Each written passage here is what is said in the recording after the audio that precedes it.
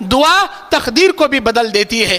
میرے دینی اور اسلامی بھائیوں، آئیے ہم اللہ کے نبی کے بتائے اصول کے مطابق دعا کے آداب سیکھیں، دعا کو اس اصول سے کریں جس اصول سے کرنے کی تعلیم ہمارے نبی نے ہم کو دیا ہے۔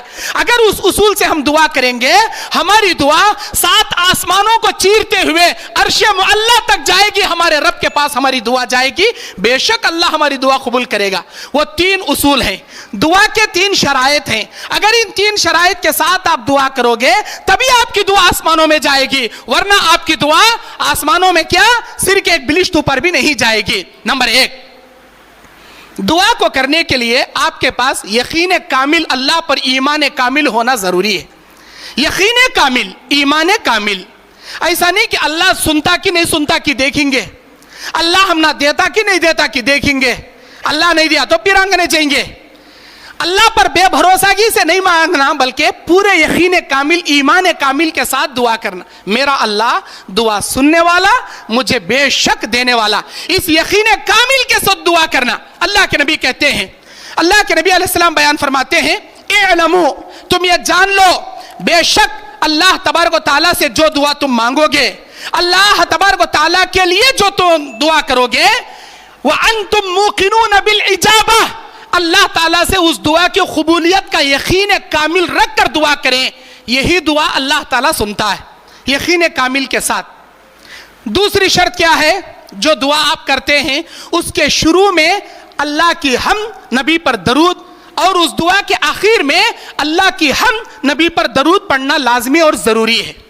اگر وہ دعا جس دعا میں اللہ کی حمد نہیں، درود ابراہیمی نہیں، وہ دعا آپ کی نہیں جاتی۔ ایک مرتبہ نبی کے سامنے ایک آدمی دعا کر رہا ہے، بہت لمبی لمبی مانگ رہا ہے، لیکن اللہ کے نبی کھڑے ہو کر دیکھ رہے ہیں اور کہہ رہے ہیں، میرے صحابہ کیا تمہیں معلوم ہے اتنی دیر سے دعا کر رہا ہے، اس کی دعا آسمانوں میں کیا اس کے سر کے ایک بلشت اوپر بھی نہیں جا رہی، کیونکہ یہ اپنی دعا میں اللہ کی حمد نہیں کر رہا، مجھ پر درود نہیں بھیج رہا۔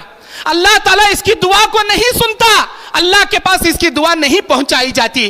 وہ سنتے سنتے اپنی دعا میں اللہ کی حمد کرنے لگا، اللہ کے نبی پر درود پڑھنے لگا۔ جامع ترمذی کی حدیث، اللہ کے نبی کہتے ہیں اب اس کی دعا اللہ کے فرشتے لے کر آسمانوں میں چلے گئے، اب اس کی دعا اللہ کے پاس پہنچ گئی۔ یہ دوسری شرط ہے کہ آپ اپنی دعا میں اللہ تبارک و تعالیٰ پر حمد، نبی پر درود شروع میں بھی آخر میں بھی پڑھیں۔ تیسری شرط کیا ہے؟ تیسری شرط یہ ہے کہ اپنے دل اور دماغ کو حاضر رکھ کر دعا کریں۔ بہت سارے لوگ دعا کے لیے ہاتھ اٹھاتے ہیں، اپنا مائنڈ پورا بازار میں، گھر میں، دکان میں رکھتے ہیں اور طوطے مہینے کے رٹے رٹائے کلمات، ربنا آتنا، ربنا ظلمنا، ویسے ویسے کیا بول رہی ان کچھ معلوم نہیں رہتا، دعا کرتے ہیں چلے آتے۔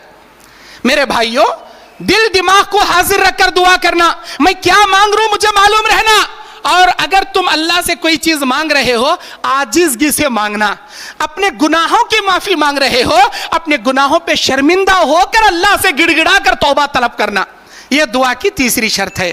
اب آپ نے ان 3 شرطوں کے ساتھ اگر دعا کیا تو اللہ کے نبی کا فرمان ہے بے شک آپ کی یہ 3 کنڈیشنوں کے ساتھ، 3 شروط کے ساتھ مانگی جانے والی دعا آسمانوں میں پہنچائی جاتی ہے۔